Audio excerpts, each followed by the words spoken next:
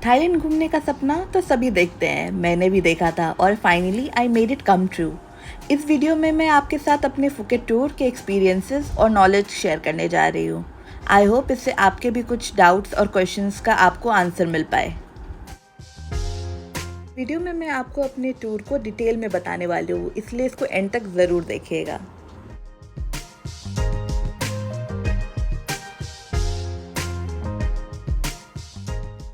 हमारी early morning की flight थी, सुबह 6 बजे की, तो हम 3 घंटे पहले ही एयरपोर्ट पहुंच गए थे। हमने लगेज चेक इन किया और सिक्योरिटी चेक करने के बाद भी हमारे पास काफ़ी टाइम था, तो हम इस आलीशान से दिखने वाले लाउंज में गए, जहां आप भी जा सकते हैं अगर आपके पास एलिजिबल कार्ड्स हैं तो। हमारे पास अमेरिकन एक्सप्रेस और HDFC का क्रेडिट कार्ड था, सो हमें एंट्री मिल गई। यहाँ पे आपको complimentary buffet, drinks, wifi, charging points जैसी सर्विसेज मिल जाती हैं और आप आराम से बैठकर अपना एक्स्ट्रा टाइम किल कर सकते हैं। हमारी फ़्लाइट का टाइम होने वाला था, तो हमने अपना सामान उठाया और इमिग्रेशन की तरफ चले गए। थाईलैंड में वीज़ा ऑन अराइवल होता है, सो आपको इमिग्रेशन पे वीज़ा दिखाने की ज़रूरत नहीं पड़ती। हमने अपना प्लेन बोर्ड किया और इन सुंदर बादलों का नज़ारा लेते हुए 5 घंटों में फुकेट में लैंड हो गए। फ़्लाइट टिकट्स और होटल बुकिंग एजेंट के थ्रू कराई थी हमने, बट वीज़ा हमें अलग से लेना पड़ता है। लैंड होते ही सबसे पहले आपको वीज़ा काउंटर ही दिखेगा, तो आप अपनी 2 फ़ोटोज़, पासपोर्ट कॉपी और होटल की डिटेल्स के साथ एक फॉर्म भर के उनको 2200 बात देंगे और आपका वीज़ा लग जाएगा। वीज़ा तो लग गया, बट क्योंकि पीक टूरिस्ट सीज़न था, इमिग्रेशन पे काफ़ी लंबी लाइन लगी थी। 1 घंटे बाद फाइनली हम बाहर निकले। हमारे लिए पिकअप वैन खड़ी थी जो कि हमें अपने होटल पहुंचाने वाली थी, जिसका अरेंजमेंट एजेंट के थ्रू ही किया हुआ था। अगर आप बिना एजेंट के जा रहे हो फुकेत, तो आप ग्रैब ऐप के थ्रू अपने होटल के लिए कैब बुक कर सकते हो। ये है हमारा होटल, जहां हम अगले 5 दिनों के लिए रहने वाले हैं। इस होटल का नाम है ओकवुड और ये पटोंग बीच से 1 किलोमीटर के अराउंड पड़ता है, तो आप पैदल चलते हुए पटोंग बीच तक पहुंच सकते हैं। हमने इस होटल की रेटिंग देखी थी तो इसे 5 स्टार मिले हुए थे, बट ऑनेस्टली मैं इसको 3 स्टार से ज़्यादा नहीं दूंगी, क्योंकि इसकी सिर्फ लोकेशन अच्छी है, बट सर्विसेज और बुफे काफ़ी ढीले हैं। बुफे तो 8 बजे ख़त्म भी हो जाता था।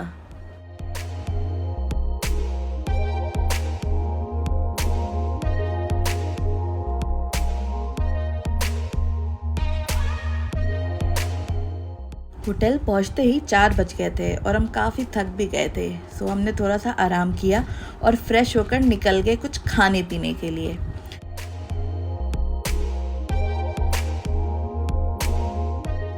हमने गूगल पे रेस्टोरेंट्स रिसर्च करा और फिर इस अमेजिंग टर्किश रेस्टोरेंट कैपेडोचिया पहुंच गए। यहाँ का मिज़े प्लेटर बहुत ही अमेजिंग था। अगर आप भी कभी यहाँ आओ तो ये ज़रूर ट्राई करना।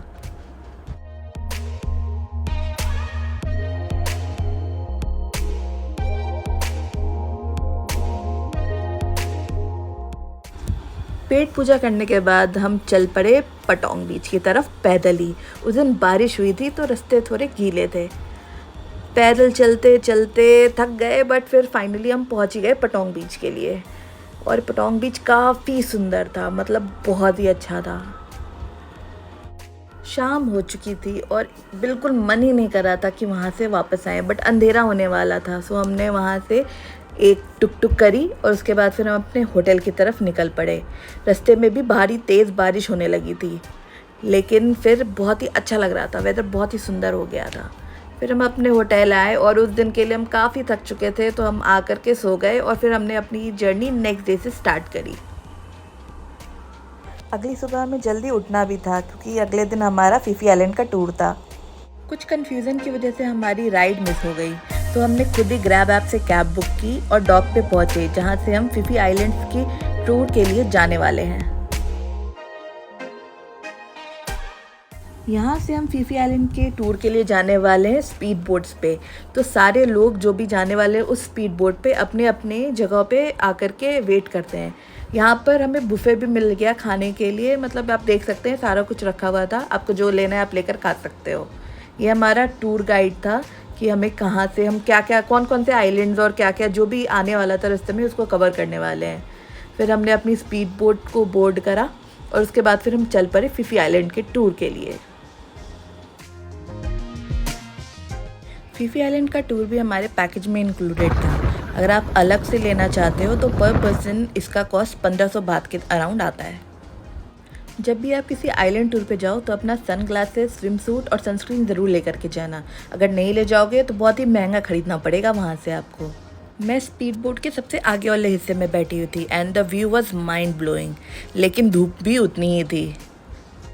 हमारा सबसे पहला स्टॉप था माया बे। माया बे में काफ़ी भीड़ थी जब हम उतर रहे थे, तो ये रास्ता चलते चलते जा कर के बीच की तरफ पहुँचेगा। देख लो आप कितनी भीड़ है यहाँ पर।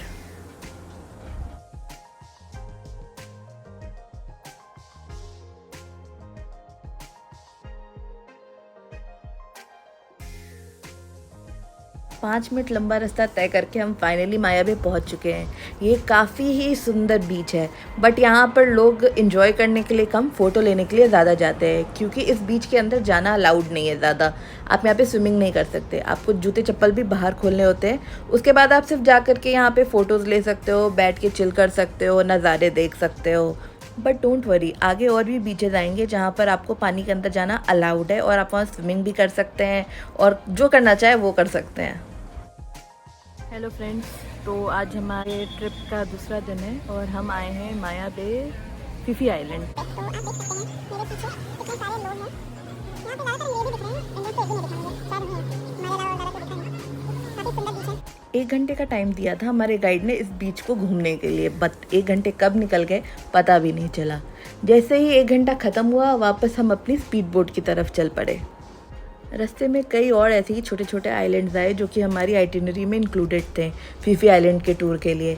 तो हमारे गाइड ने हमें सारा कुछ दिखाया और हमने काफ़ी सारी पिक्चर्स भी क्लिक करी वहाँ पे। उसके बाद फिर हम चले लंच करने के लिए एक दूसरे आइलैंड पे। स्पीड बोट पे हमें फ्रेश कटे हुए फ्रूट्स और रिफ्रेशमेंट्स भी सर्व हुए। हमारा नेक्स्ट स्टॉप है को फीफी डॉन आइलैंड, जहाँ पर हम अपना नेक्स्ट 1 आवर स्पेंड करेंगे। लंच बुफे जो कि फीफी टूर में ही इंक्लूडेड है वो करेंगे और फिर इस अति सुंदर से बीच का आनंद लेंगे। अगर आपको बुफे का खाना पसंद नहीं आता तो यहाँ पर और भी छोटे छोटे kiosk, beach bars and cafes हैं जहाँ पर आप अपनी पसंद का खाना और ड्रिंक्स ऑर्डर कर सकते हैं। फुकेत में आपको जगह जगह ट्रॉपिकल फ्रूट्स और फ्रूट स्मूदीज़ बिकते हुए मिल जाते हैं। मैंगो स्मूदी तो मेरा फेवरेट है। अगर आपको सोवेनियर शॉपिंग करनी है तो वो भी आपको इस आइलैंड पे आराम से मिल जाएगी। बीच के साथ ही बहुत सारे सुंदर सुंदर होटल्स भी थे, तो आप चाहें तो अपनी बुकिंग यहाँ पर भी करवा सकते हैं। यहाँ पर मुझे ज़्यादातर फॉरेनर्स दिख रहे थे जो बीच कैफे में बैठ के अपनी ड्रिंक्स एंजॉय कर रहे थे। और जो इस सुंदर बीच का नज़ारा है उसको देखने के लिए तो आपको खुद ही आना पड़ेगा। फीफी डॉन आइलैंड का टाइम हमारा अप हो गया, तो उसके बाद हम गए स्नॉर्कलिंग के लिए जो कि हमारे पैकेज में ही इंक्लूडेड था। उसके बाद अपनी आज के लास्ट डेस्टिनेशन बैम्बू आइलैंड के लिए निकल गए। बाय द वे, ये वही आइलैंड है जहाँ पे कहो ना प्यारे मूवी की शूटिंग हुई है। सारे बीचेस एक से बढ़कर एक थे। वापस होटल जाने का तो मन ही नहीं हो रहा था, बट ट्रिप का दी एंड होने वाला था। शाम के बज गए 5 और हम सब वापस अपनी स्पीड बोट से बैठ के डॉक पे पहुँच गए। डॉक पे पहुँच के हम अपनी असाइन बसेस में बैठ के अपने होटल पहुँच गए। वापस होटल पहुंचते पहुंचते हमें रात के 8 बज गए, क्योंकि ट्रैफिक था और सारे लोगों को एक एक करके उनके होटल्स ड्रॉप करते हुए आ रहे थे। सो अगर आप टूर ख़त्म होते ही डायरेक्ट अपने होटल पहुंचना चाहते हो तो आप अलॉटेड बस ना लेके अपनी खुद की कैब ले लो। सिंस हमने अपने पहले दिन में ज़्यादा कुछ किया नहीं था और फुकेत में घूमने के लिए अभी भी बहुत कुछ बाकी था, इसलिए थके हुए होते हुए भी हम निकल गए यहाँ के फेमस बांग्ला रोड के लिए, जो कि हमारे होटल के 1-2 किलोमीटर दूरी था। हमने टुक टुक ली और फुकेट की नाइट लाइफ देखने पहुँच गए बांग्ला रोड। बहुत ज़ोरों की भूख लगी थी और घूमते घूमते हमें यहीं पे एक हॉकर्स मार्केट मिल गई, जहाँ पे भिन्न भिन्न तरह की सी फूड्स बिक रहे थे। वेजिटेरियन लोगों के लिए इन मार्केट्स में ऑप्शन थोड़े लिमिटेड होते हैं। ज़्यादा एक्सपेरिमेंट ना करते हुए मैंने सिर्फ फ्राइड प्रॉन्स और Thai delicacy pad Thai noodles लिए, जो कि हमें काफ़ी सस्ता भी पड़ा। उसके बाद ये अमेजिंग कोकोनट आइसक्रीम ली, जो अगर आप यहाँ आओ तो आपको ज़रूर ट्राई करना चाहिए।